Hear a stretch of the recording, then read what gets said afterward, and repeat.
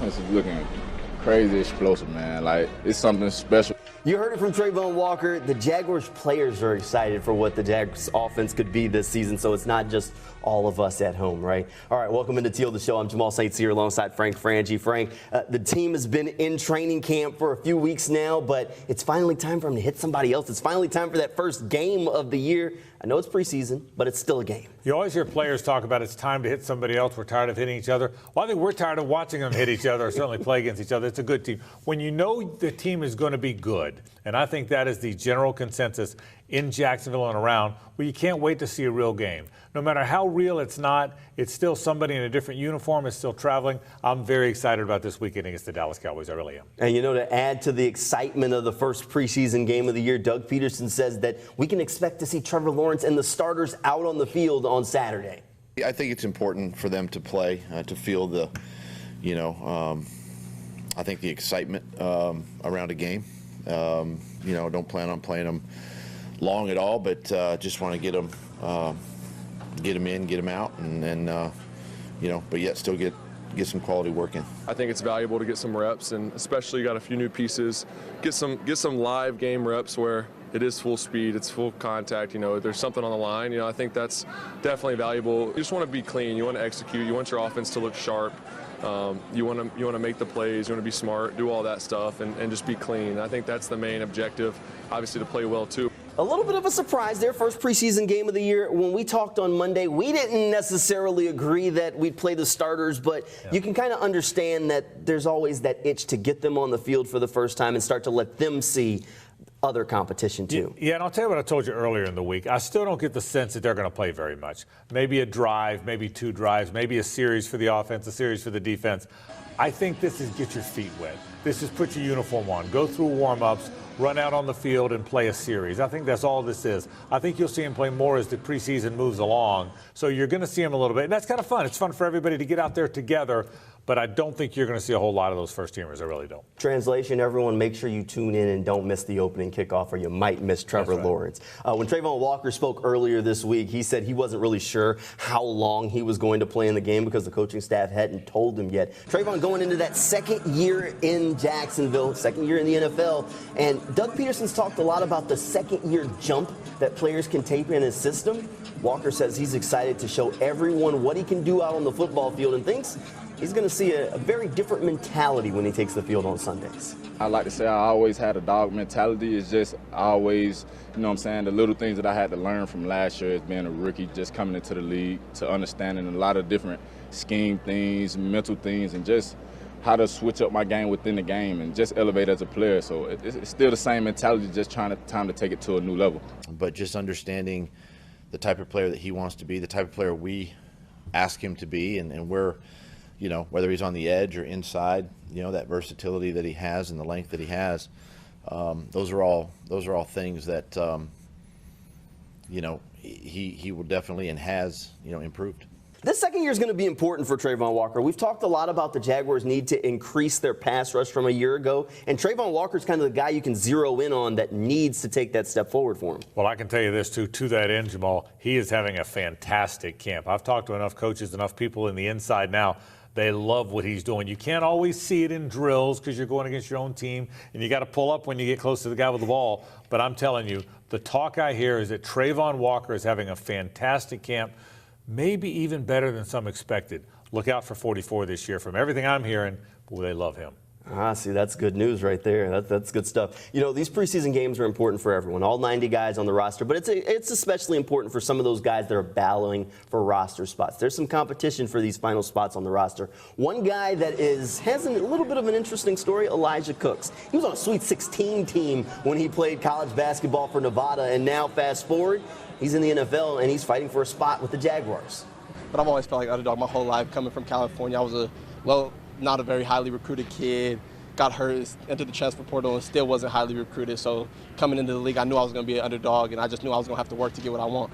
I'm excited. I can't wait. I love playing this game. There's nothing better than going out there and playing football on Saturdays and Sundays. So that's what I've been working for my whole life. So that's why I'm so excited. Elijah Cook's definitely knee-deep in this battle for that final wide receiver spot, but there's a lot of competition that he's going to have to fend off if he wants to make the roster. Yeah, no question. I think, and I said this before with some of these young receivers, it's a good group.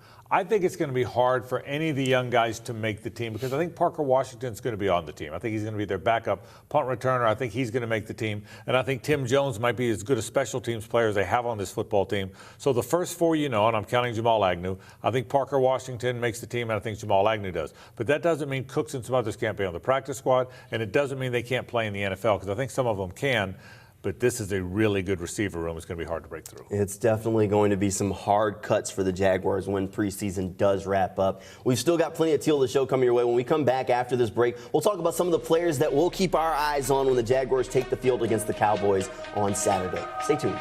Welcome back into Teal the show. We're counting down to the kickoff of that first preseason game against the Cowboys. Let's start things off by talking a little bit about what you watch for. I know everybody kind of gets enamored with the stats, with everything. There's stats this, stats that. Kendrick Pryor was one of the guys that led the NFL in receiving yards in last year's preseason, but he was still cut, and that's how he ended up here in Jacksonville. Frank, when you look at the preseason, you have to look at a few things like when guys play, how long they play, as opposed to maybe just what the box score says at the end of the day. There's a handful of things I'll be watching for closely in this thing, Jamal. Number one, the two offensive tackles. I think Walker Little and Anton Harrison are going to play a little bit longer. They're not going to come out when the first teamers come out, so I want to see how they play.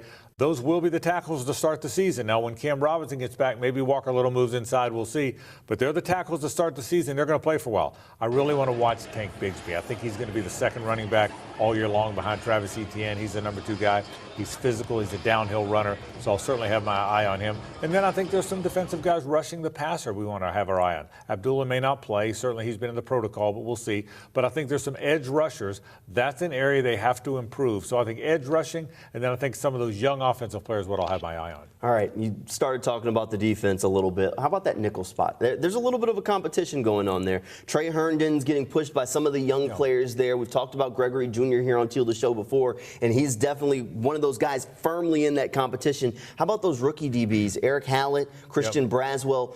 Are you keeping a close eye on them? Because those are some of the guys that I'll be looking to see just how they hang out on the field. I think for the most part, you have a pretty good idea who the 53 are going to be, given other than 2 or 3 spots. But I think those backup corners are what we don't know. You pretty much know when the season starts that Tyson Campbell's going to be one outside corner, Darius Williams is going to be an outside corner, and Trey Herndon's going to be in the slot. I think the season's starting that way. But who does Gregory Jr. push? Does Buster Brown push a little bit? Do some of the Hallett or Braswell, some of the young guys push? I think that's going to be worth watching because that's some of the few spots on that 53 that we don't know. I think we know most of them.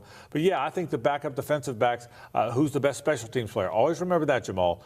Whoever is good at special teams, if you're not starting, you better be able to contribute there. Now, a guy that has been singled out by the special teams coordinator, Heath Farwell, Antonio Johnson. He's turned a lot of heads in training camp. Farwell pointed him out as one of the young gunners that is really taking advantage of his opportunities. Johnson has impressed a lot of people on the practice field, but he still has to do it during games. Yeah, but I think he will. I agree with you. Number one, he's a really good special teams player. You have to have those. And I've told you before, I think he's going to fight to get into that safety room. It's a good safety room. Antonio Johnson's going to play a lot of football for the Jaguars. This year, years moving forward, we all know the narrative.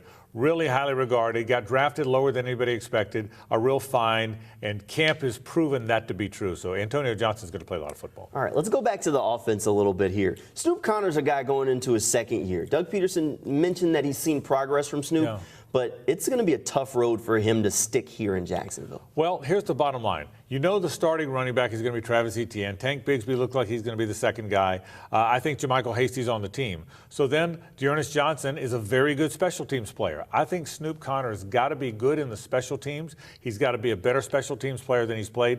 The fourth running back has to play those core 4 special teams, and that's not something Snoop's done in the past. So for Snoop to beat out Dearness Johnson, in my mind, for that 4th spot, he's got to prove in this preseason that he can be a very good special teams player. That's what it'll come down to. And then there's Jarrett Prince. He's been one of the early camp stars. Last season, they had a kind of quiet preseason, but he came in as a very accomplished, undrafted free agent. And now, through training camp on the practice field, it's been great. Can he do it on the game field?